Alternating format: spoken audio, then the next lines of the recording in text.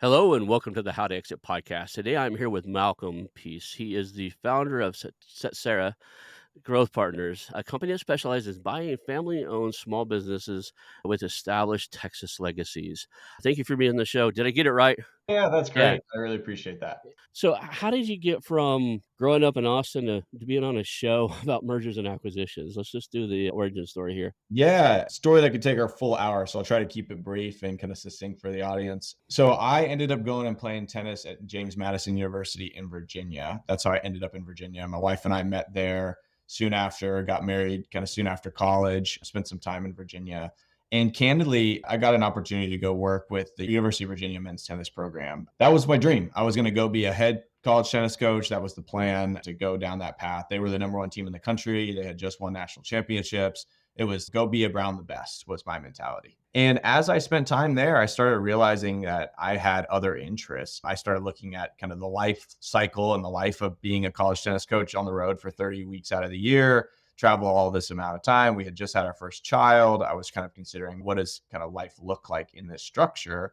And lo and behold, some of the donors of our program were small business owners. They owned businesses in Atlanta, they owned businesses in Alabama. They had children that were on our team, or they were legacy team alumni themselves.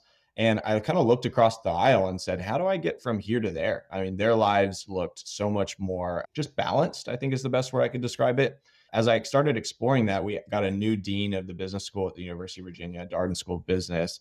And him and I started playing tennis in the mornings. Dean Beardsley was a great influence in my life for a season of time. And candidly, he started just talking openly, talking and sharing like what his life looked like. He was a managing partner at McKinsey and kind of looked at like his life and said he had traveled more time in an airplane in a year than he did on the ground. And I kind of looked at his life and I was like, wow, how do I avoid that too? When someone reveals that kind of life with you, that you tend to they tend to open the door to ask real questions. So I started communicating to him, hey, I see this person over here, this family over here that have these businesses that have been around for so long. How do I get from here to there? And he said, well, I just happened to read this business school. Why don't you come check it out? And so, Now, you go out, you've made acquisitions so far, right? You were yep. telling me earlier about one you did recently. What did you go through to find it? Did you go through a traditional, like, search process, like the scholastic version of a search funder? Or what was your process in which of locating these?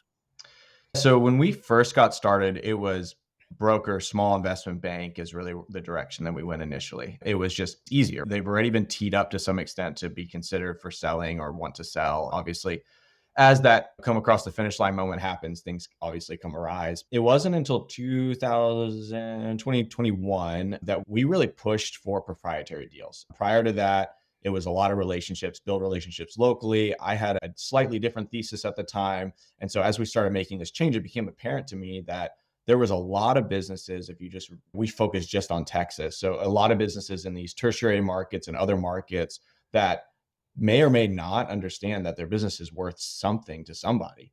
In a couple months, if things change, if their circumstance changes, please reach out. And that did. 4 months later, there was a circumstance with this previous owner and they needed to move relatively quick. I think I jumped on a plane the next day after I got a phone call, if not maybe 2 days within that. And so that was it. I jumped on a plane. I landed in the middle of a small little area. It's in Harlingen, Texas, which is South Texas.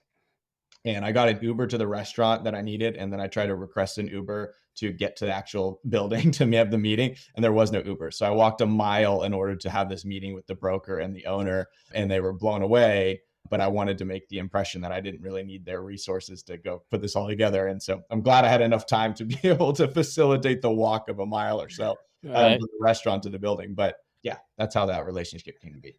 Not only do they know what's supposed to happen, they know how to communicate with you to make you at ease with what's supposed to happen. I've seen that a couple times already. I actually walked away from one because the attorney was just so lost. It was such a small deal. I was gonna have to attorney up to deal with him, and it wasn't worth it. The deal was so small. It was like, by the time I pay an attorney for this, it's gonna take me 2 years to recover my it's gonna take me an extra year to recover my investment, and it was just a little add-on. Yeah, and it can be that way. I think most attorneys mean well and they care about this seller primarily, but they miss some of the fundamentals on how to communicate and how things need to go. When you show up for due diligence on a day and they're basically calling you that day saying that they can't release any information to you. It makes it a bit challenging. Or we're under exclusivity and a potential other buyer shows up the same day you're there. Just things where it's like scratching your head and the deal seems to be dying. And you're like, all right, what am I doing here? Am I going to keep going with this? Am I going to keep pushing through? But it was worth it in the long run. The team that's there is incredible. I travel there basically every other week at this point, and we've got a lot of great things established and we build upon and so on and so forth. So things are great. All that to be said, I think all these little niches, there's opportunities. And candidly, you mentioned when you graduated, I'm 32 years old. And when I get to step into a room with an owner who runs this business and it's a boring kind of blue collar industrial type business, and they don't have a niece or nephew or anybody that really wants to run it. And I can sit down at 32 years old and say, I love your shrimp manufacturing company. I love your brick company. I love your bridge installation company. I Yep. love these things.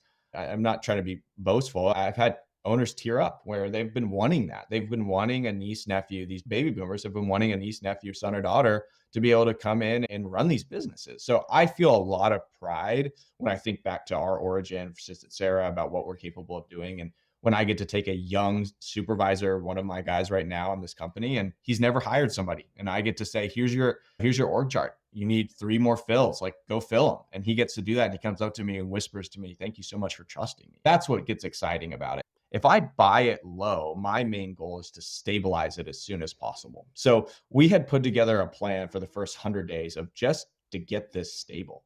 The last thing I wanted to do with employees that had, on average, been there for 6 years, a lot of them had been in this company for a long time.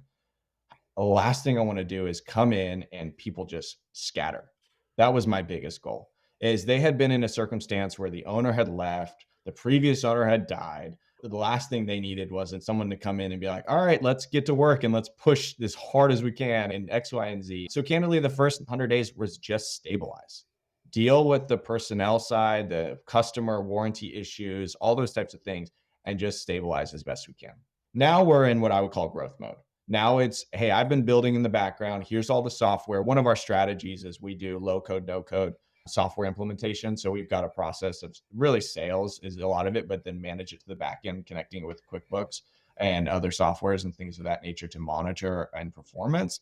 I was building that in the background while also stabilizing the personnel and the warranty issues from a customer perspective. And so when I look at the situation where they are selling it for 15 to 20% less in price, I can't go to my employees and say, hey, I'm going to cut your salary. I'm going to cut your hourly rate by 20%. It's just not going to happen. So what used to be the competitiveness of we are the ability to go international at all times, all those types of things is becoming a little more challenging. So we've had to shift. I have an opinion that there's 3 ways that you compete. And as the audience, please chime in at some point to share maybe some other ways that we can compete. But I believe you can compete on customer service. I think you can compete on quality and the assurance on that quality, and then you can compete on price. And I think you've seen that in other circumstances, other industries in the world where they're trying to figure out which one are they focused on at that time. And we weren't knocking it out of the park on any of them. Our price was still a little bit higher than the average, and our quality control was a little bit wonky. It wasn't the greatest.